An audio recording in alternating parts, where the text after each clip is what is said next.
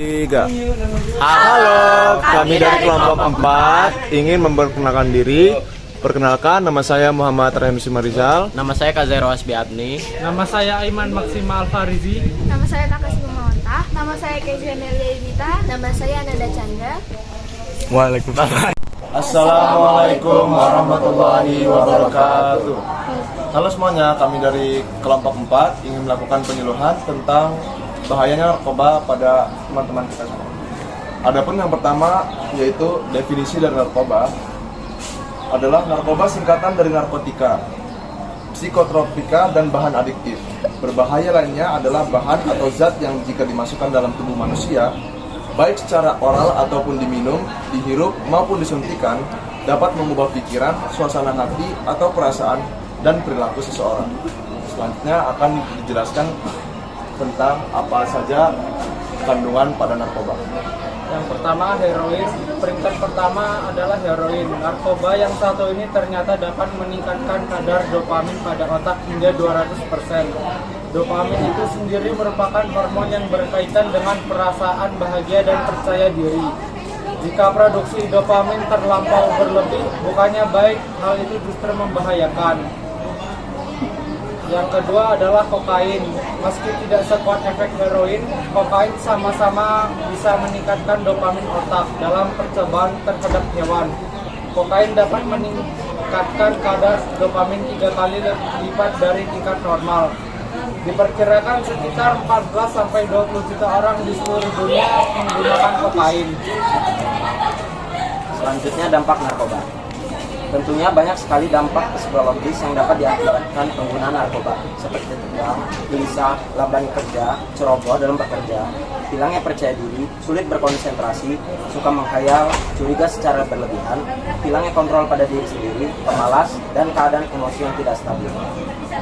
Sekian informasi yang dapat kami sampaikan. Mungkin dari teman-teman kami ada yang ingin bertanya.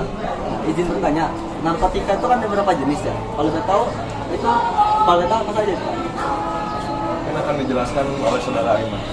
Menurut Undang-Undang tentang narkotika, jenisnya dibagi menjadi 3 golongan berdasarkan pada risiko ketergantungan. Yang pertama, narkotika golongan 1, yaitu ganja, opium, dan tanaman koka. Jenis ini sangat berbahaya jika dikonsumsi karena berisiko tinggi menimbulkan efek kecanduan. Yang kedua, narkotika golongan kedua. Sementara itu, narkotika golongan 2 bisa dimanfaatkan untuk pengobatan, asalkan sesuai dengan resep dokter.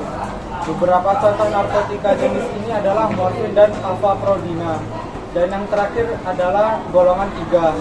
Jenis narkotika golongan ini memiliki resiko ketergantungan yang cukup ringan dan banyak dimanfaatkan untuk pengobatan dan terapi.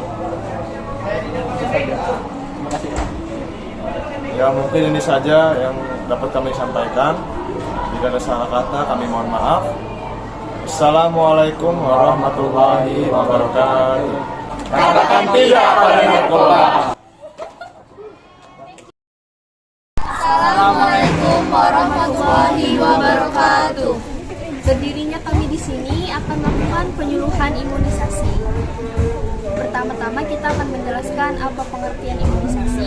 Imunisasi menurut WHO 2011, imunisasi atau vaksinasi adalah cara sederhana, aman, dan efektif untuk melindungi seseorang dari penyakit berbahaya sebelum bersentuhan dengan agen penyebab penyakit.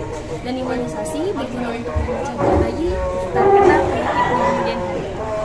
Selanjutnya akan dijelaskan apa itu. Manfaat imunisasi. Yang pertama itu proteksi spesifik individu, yaitu setiap orang yang mendapatkan imunisasi akan membentuk antibodi spesifik terhadap penyakit tertentu.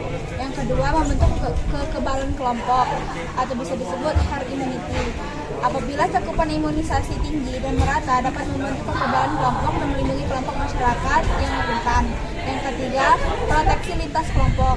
Pemberian imunisasi pada kelompok usia tertentu atau bisa disebut anak untuk membatasi penularan kepada kelompok usia dewasa atau orang tua.